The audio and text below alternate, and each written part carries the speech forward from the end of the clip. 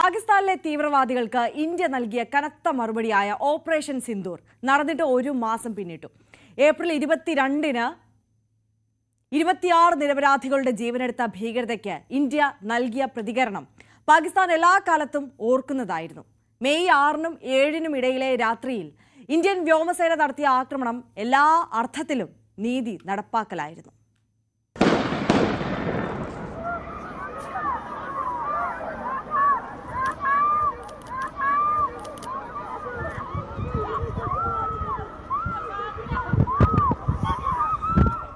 സിന്ദൂരം സന്തുഷ്ടമായ വൈവാഹിക ജീവിതത്തിൻ്റെയും ഐശ്വര്യത്തിൻ്റെയും പ്രതീകം. എന്നാൽ ആ ചുവന്ന പൊട്ടിന് ഇന്ന് മറ്റൊരർത്ഥം കൂടിയുണ്ട്. സ്ത്രീകളുടെ നെറ്റിയിലെ സിന്ദൂരം വെടിമരുന്നാകുമെന്ന് അത് മായ്ച്ചു കളഞ്ഞവർ ഇന്ന് തിരിച്ചറിഞ്ഞിട്ടുണ്ട്.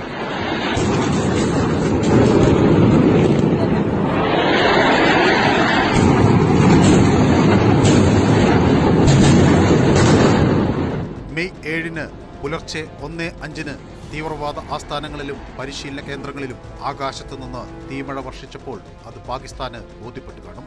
കൊലയ്ക്ക് ശേഷം പോയി മോദിയോട് പറയാൻ സ്ത്രീകളോട് പറഞ്ഞവർക്ക് വീരപരാക്രമികളുടെ സൈന്യം പുറകെ വരുമെന്ന് കണക്ക് കൂട്ടാനായില്ല.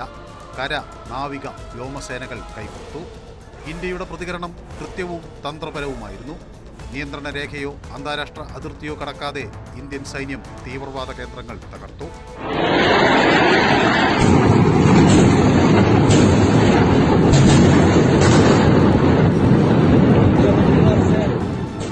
1999 ഡിസംബറിൽ നടന്ന IC-814 വിമാന റാഞ്ചലിന്റെ സൂത്രധാരൻ ജെയ്ഷെ മുഹമ്മദ് നേതാവ് അബ്ദുൾ റൌഫ് അസ്ഹർ ഉൾപ്പെടെ ആക്രമണങ്ങളിൽ 100-ലധികം ഭീകരർ കൊല്ലപ്പെട്ടു.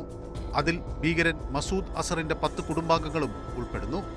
ജെയ്ഷെ മുഹമ്മദ്, ലഷ്കർ-ഇ തൈബ, ഹിസ്ബുൾ മുജാഹിദീൻ തുടങ്ങിയ തീവ്രവാദ ഗ്രൂപ്പുകളുടെ 9 കേന്ദ്രങ്ങൾ ലക്ഷ്യമിട്ടാണ് കൃത്യമായ ആക്രമണം നടന്നത്.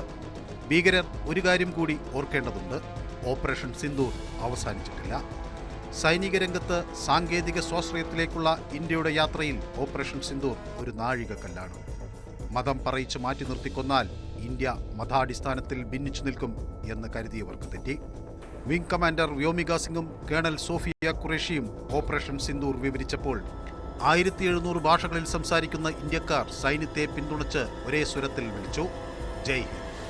News desk, news 18.